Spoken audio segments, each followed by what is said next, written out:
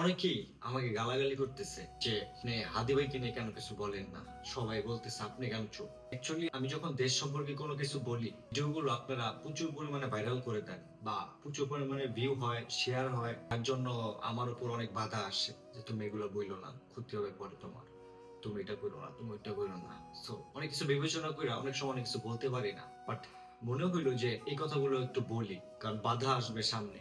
কালকে কি হবে কেউ জানে না, ভালো হইতে পারে, খারাপও হইতে পারে। আমার এই ভিডিওটা আমি নিজে থেকে বলি, আপনারা প্রচুর পরিমাণে শেয়ার করবেন, যেন এই ভিডিওটা হাদি ভাইয়ের পরিবার দেখতে পারে। আমি তার পরিবারের জন্য ভিডিওটা করতেছি।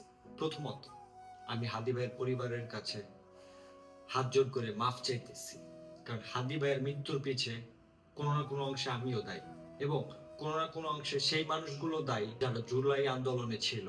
কারণ এই জুলাই আন্দোলনের কারণেই হাদি ভাইয়ের মতো হাজার হাজার সাহসী মানুষ আমরা দেখতে পেয়েছি। অথচ এই হাজার হাজার মানুষগুলো যখন মারা যাচ্ছে চোখের সামনে, আমরা কিছুই করতে পারতেছি না।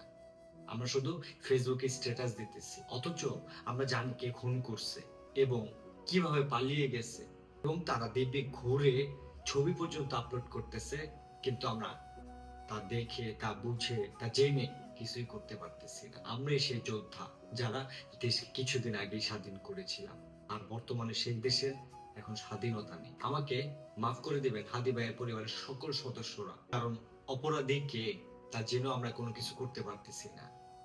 হাদি ভাইয়ের মৃত্যুর এতদিন পার হয়ে গেল, এত ঘন্টা পার হয়ে গেল, সেকেন্ড পার হয়ে গেল, এখন পর্যন্ত কোনো বিচার হচ্ছে না। হবে, এই হবে আশাটা নিয়েই আছি। দোষটা আমাদেরই। কারণ কি জানেন, আমরা বাংলাদেশী।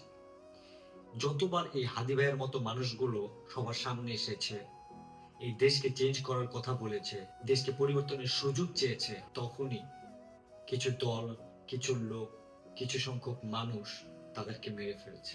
আর আমরা বসে বসে শুধু আমরা ফেসবুকে স্ট্যাটাস জানিয়ে সমবেদনা পালন করছি, কিছুই করতে পারছি না। আরেকটা আফসোসের বিষয় কি জানেন, কিছুদিন পর সবাই হাদি ভাইকেও ভুলে যাবে। ঠিক যেমন আমাদের ভাষার জন্য যে মানুষগুলো জীবন দিয়েছে তাদেরকে ভুলে গিয়েছি। কিছুদিন আগে একটা ভিডিও দেখেছিলাম, একটা মেয়ে আমাদের ভাষা আন্দোলনে যারা শহীদ হয়েছিল তাদের মূর্তির সামনে গিয়ে ব্যঙ্গ করছে, এর তো কান নেই, এর তো হাত নেই।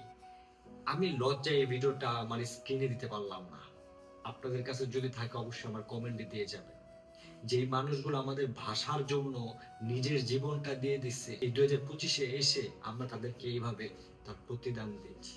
এই হচ্ছে আমরা বাংলাদেশ। এখন তো ভাবতেও অবাক লাগে যে নিজেকে বাংলাদেশি দাবি করে প্রাউড ফিল করব নাকি লজ্জা বোধ করব। আমার কাছে উত্তর নাই, উত্তরটা আপনারাই দিয়ে দিন। ভালো থাকবেন, আল্লাহ হাফেজ।